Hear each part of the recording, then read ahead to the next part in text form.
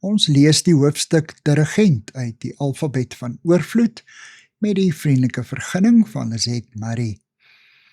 Ek het 'n video greep waarin 'n bejaarde Joodse dirigent vertel hoe hy op 'n dag besef het dat hy die vermoë besit om verskeie moontlikhede in sy orkes wakker te maak. Alhoewel hy nie 'n enkele geluid maak terwyl hy dirigeer nie, kan die orkes nie sonder hom speel nie. Hulle reageer op elke beweging se fynste nuance, die swaai van sy arms, die knik van 'n pinkie, die dirigeerstokkie wat talm aan die einde van 'n passasie. Wanneer hy die orkeslede se oë sien blink, weet hy dat hy 'n lig in hulle aangesteek het en dat hulle by die wese van die musiek uitgekom het. Hierop sê hy, my sukses as mens hang nie af van hoeveel dinge ek bereik nie, maar hoeveel oë ek kan laat blink. Ouers kan hulle kinders se oë laat blink. Ons kan hulle inspireer deur wat ons doen en hoe ons leef, deur ons stiltes, maar ook deur ons woorde. Dieselfde dirigent vertel van 'n dogtertjie en haar boetie wat op 'n trein op pad na Auschwitz was. Die dogtertjie sien dat haar boetie nie sy skoene aan het nie. Tipies ouer sussie betug sy hom. Waar's jou skoene?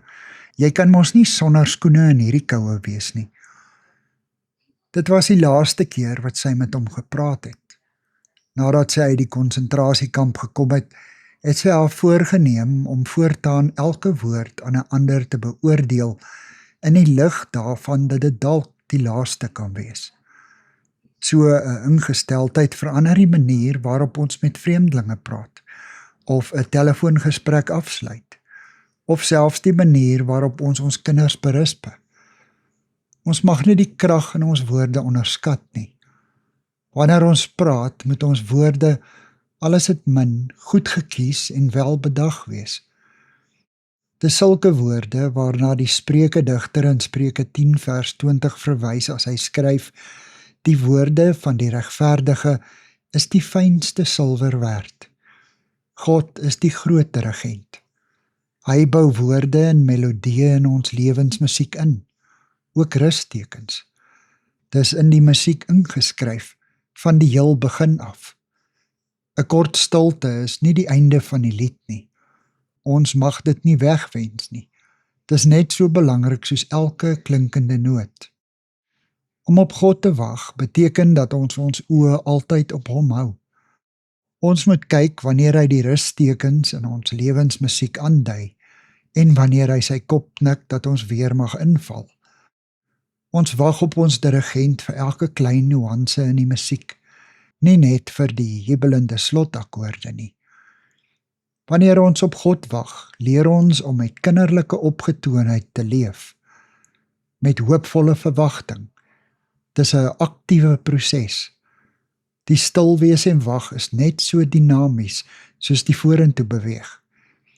Ek kry 'n e-pos van 'n jong vrou waarin sy vertel van die lekker en swaar van die gewone dinge wat haar dae volmaak.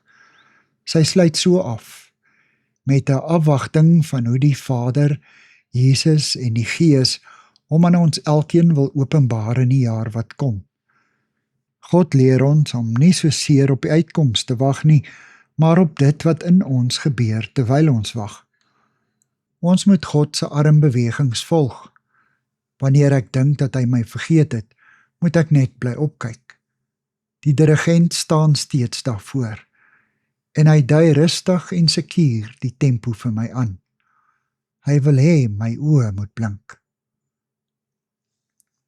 Dankie vir die saamkuier. Ek deel Lizette se kontakbesonderhede in die inligtingsparagraaf van die kanaal. Daar is ook skakels na voorlesings van Lizette se ander publikasies wat hier beskikbaar is.